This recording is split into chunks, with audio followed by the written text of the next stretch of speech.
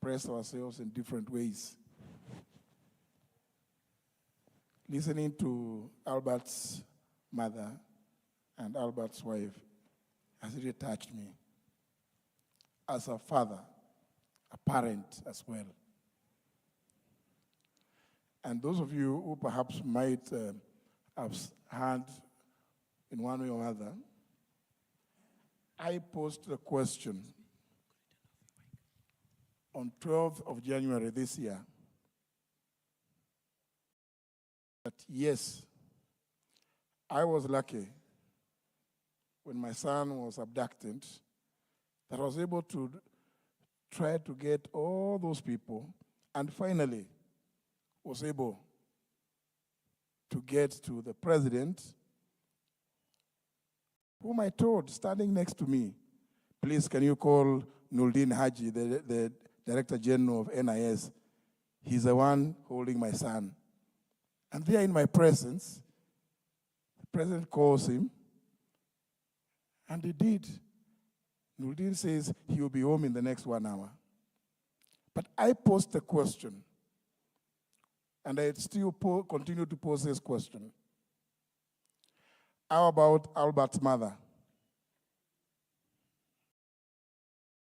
Albert's father? And several others who could not and cannot have the opportunity of getting to the highest office in the land. This is the result. So I come here to grieve with Mzee Ojuang and your wife and family.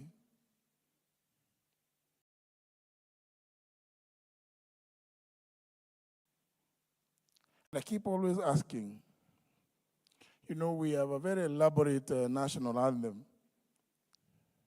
The first stanza begins by these words: O God of all creation, bless this our land and nation. Plenty be found within our borders.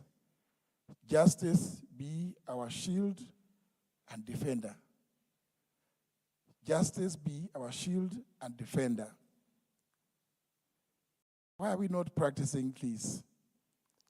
And virtually at every national event, the national anthem, and more particularly, that first stanza is always sung. Do we do it as a pastime? Is it just a ritual? Do those ones have meaning to us? Because if they do, we will not be seeing these kind of situations.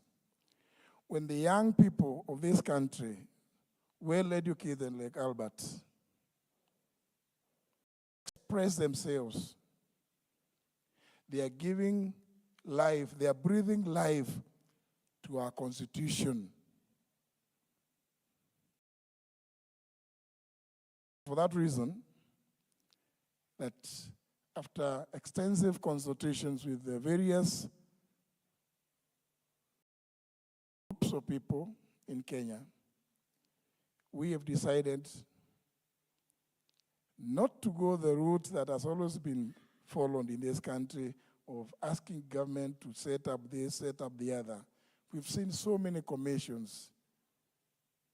Many of you, of course the young ones may not remember the Kiliku Commission, the Akiwumi Commission, Ndungu Commission, the TGRC Commission report. All of them made certain recommendations, and they address one key issue: governance in our country. Injustices in our country. We could stand here, say whatever we may wish to say to condole this family, but the pain will live on. For that reason, using the provisions of Article 1 of our Constitution, we came up with the People's Restorative Justice Commission, which will be based on the African values of Utu, in some places called Ubuntu. Because all societies coming from a history of oppression, injustice, human rights violations, have always had this problem of how do we get over it. We hope with Professor Ogola and others that we should be able to come up with something that gives us a way forward. This culture of forgive and forget and move on, we must say as a country, never again. Never again. If we are to build a country that respects humanity. I mean, we are the ones who have educated these young kids. It cannot be that when they come to question the way we do things, we treat that as criminal. Yet we continue to call ourselves a democratic country. I'm calling for an end, and we will be setting up various places where we want to collect all material, and this will not be submitted to government to go and gather dust in offices. We want the Kenyan people to own this process so that we say, never again. We cannot continue losing lives in such a harrowing way.